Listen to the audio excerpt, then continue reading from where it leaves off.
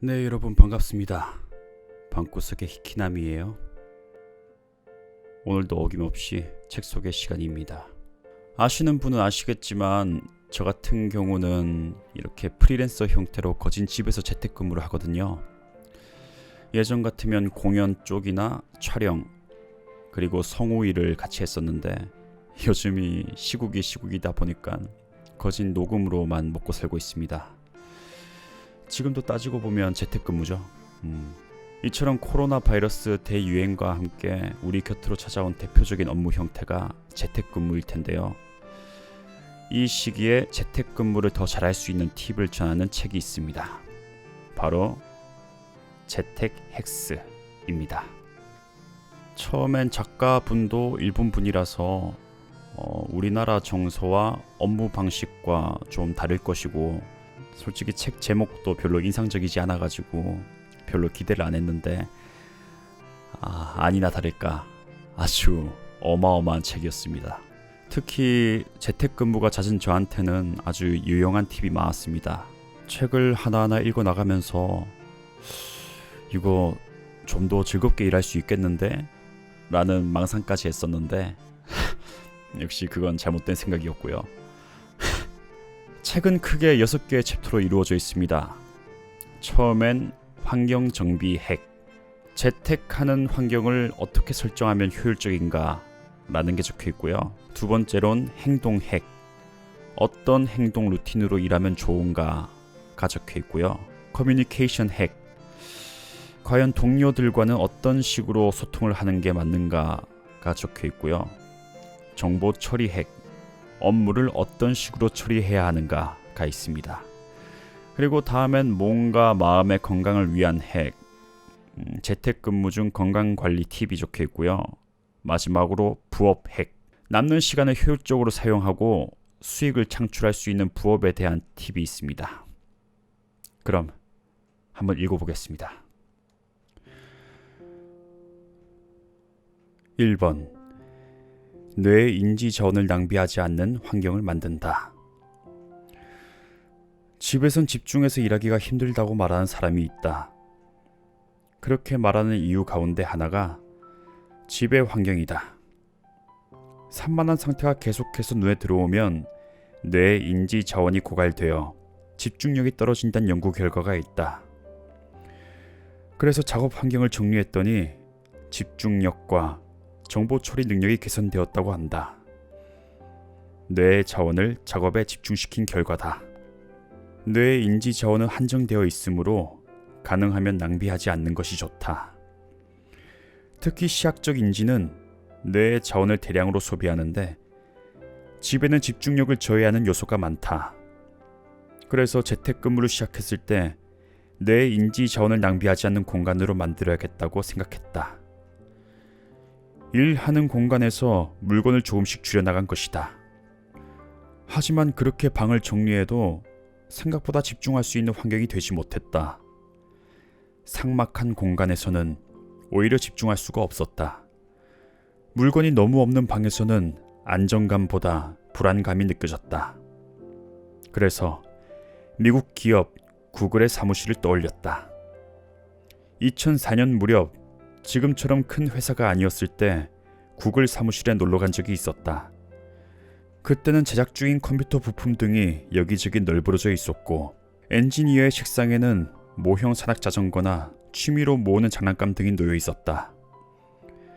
만약 그런 복잡한 환경 때문에 집중력이 떨어졌다면 그들이 그런 환경을 놔둘 리가 없다. 중요한 것은 업무와 관련 없는 물건들이 있느냐 없느냐가 아니라 그것이 확실하게 정리되어 있는가다. 재택근무를 한다고 해서 업무와 관련 없는 것을 모두 버릴 필요는 없다. 오히려 집이라는 편안한 공간을 활용해 회사에선 실현할 수 없던 최첨단 리빙 오피스를 실현할 수 있다. 조명을 활용해 집중력을 이끌어낸다. 주변이 흐트러져 있으면 집중하기 어렵다는 사람들에게 권하고 싶은 것이 스포트라이트다. 방 안의 다른 조명은 모두 끄고 책상 등을 사용하면 책상에만 집중적으로 빛이 떨어진다. 책상만 눈에 들어오기 때문에 두뇌는 책상에만 집중된다. 방 전체를 정리하는 것보다 간편하고 빠른 해결책이다. 옷차림으로 온-오프 스위치를 전환한다. 재택근무에서 중요한 것은 일하는 상태인 온과 일이 끝난 상태인 오프의 스위치 전환이다. 사무실이라면 업무의 시작과 종료가 명확하지만 재택근무에서는 이 부분이 애매해진다. 이 온오프 스위치를 제대로 전환하지 못하면 업무에 집중하기 어렵고 일을 신속하게 처리하지 못해 오랜 시간 노동하게 될 수가 있다. 그런 사태가 발생하지 않도록 방지해야 한다. 온오프 스위치는 옷으로 전환할 수 있다. 재택근무를 할 때는 복장에 신경 쓰지 않아도 되기 때문에 지나치게 편한 복장이나 잠옷을 입은 채로 일하기도 한다. 이러한 느스함은 재택근무의 장점이기도 하지만 그것이 온오프의 전환을 어렵게 만드는 폐해로 작용하기도 한다. 답답한 정장까지 걸칠 필요는 없지만 외출할 때 입는 옷 정도로 갈아입어도 기분은 바뀐다. 아침에 근처 편의점까지 나가 커피를 사는 것을 일과로 삼는 것도 좋은 방법이다. 외출을 계기로 기분을 온으로 만들 수 있기 때문이다. 출근할 때처럼 아니더라도 우선 옷차림을 단정하게 정돈하고 전투 모드에 들어가자. 그리고 일이 끝나면 편한 옷으로 갈아입는다. 외국의 연구 결과에 따르면 재택근무를 하는 사람은 사생활과 일하는 시간의 구분이 모호해져서 오랜 시간 일하기 쉽다고 한다. 출퇴근 시간을 줄여 일과 일상생활의 균형을 실현하려고 했는데 오히려 노동시간이 늘어 균형이 깨질 수 있게 되는 것이다. 업무를 마치고 스위치를 오프 상태로 만드는 방법은 다양하다. 술을 마시거나 샤워를 한 뒤 잠옷으로 갈아입으면 금세 안정감을 느낄 수 있다. 옷의 영향은 상상 이상이다. 넥타이를 풀거나 벨트를 느슨하게 하면 편안함을 느끼듯이 옷으로 몸을 옥죄거나 편안하게 하는 식으로 온오프 스위치를 전환할 수 있다. 근무 시간표를 만든다. 학교에는 시간이 있다. 초등학교, 중고등학교, 대학마다 공부하는 시간과 쉬는 시간이 정해져 있다. 재택근무에서도 이런 시간표를 만들기를 권한다. 시간 단위는 휴식을 포함해 1시간 정도가 좋다. 같은 작업을 오래 지속하면 질리기 때문에 시간표에 맞춰 작업을 맞춰야 한다. 오전 2회, 오후 4회 정도로 시간을 구분할 수 있다. 여기서 중요한 것은 한 번에 한 가지 일에 집중해야 한다는 것이다. 여러 프로젝트를 진행할 때도 한 단위의 시간에는 하나의 일에만 집중해야 한다. 국어 시간에 수학을 생각하지 않는 것과 같다. 일에 집중하지 못하는 사람은 결국 잡념에 빠져 일에 초점을 맞추지 못한다. 그런 일이 발생하지 않도록 시간표를 만들자. 시간표를 잘 짜면 일이 점차 다양해진다.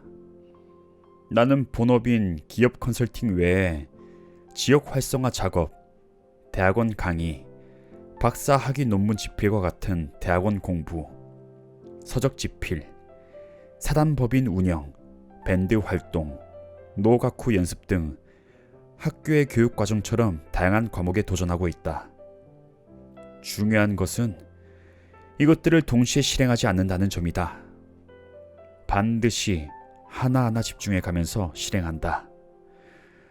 물론 각각의 대상에 대한 여러 불안 요소가 있지만 그런 불안감은 일단 잊어버리고 현재 눈앞에 있는 과제에 전력 투구해야 한다.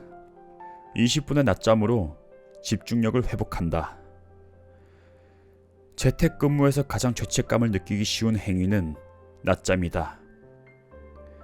사무실에선 일하는 도중에 잠을 잘 수가 없지만 재택근무라면 피곤한 상태로 일을 지속하기보다 가볍게 낮잠을 자서 일의 효율성을 높일 수 있다. 낮잠은 합리적인 판단인데도 사무실에선 주변 사람의 시선이 신경 쓰여 실행하기가 어렵다. 사무실 근무의 비합리성이 이 부분에서 단적으로 나타난다. 이런 낮잠을 파워냅이라고 부른다. 파워냅은 집중력을 회복하기 위한 긍정적인 낮잠으로 일을 게을리하는 것이 아니다.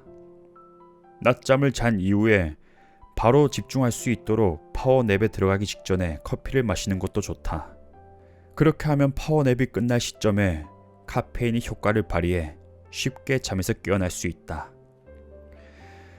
낮잠과 관련된 다양한 연구에는 30분 이내의 낮잠을 권장한다. 너무 오래 자면 일어났을 때 한동안 멍한 상태에 놓이게 되고 저녁에 잠이 들기 어려워진다. 30분 이내라면 그러한 현상은 발생하지 않는다. 나는 대략 20분 정도를 기준으로 낮잠을 자는 경우가 많다. 네, 이렇게 해서 제가 책을 읽으면서 인상 깊었던 부분 몇 군데를 읽어보았는데요. 제가 읽으면서 중요한 부분만 메모를 해야지 했었는데 어느새 공책이 빡빡하더라고요. 그만큼 필요 없는 말을 찾기가 어려웠습니다. 이 책을 읽고 나서 제가 얼마나 효율적인 인재로 바뀔지 모르겠는데 일단 작은 것부터 실천해 봐야겠습니다. 특히 근무 시간표를 만든다는 게 인상 깊었던 것 같아요. 이렇게 해서 책 소개를 마치고요. 여러분도 언제나 건강 조심하시고 집에서 행복하시길.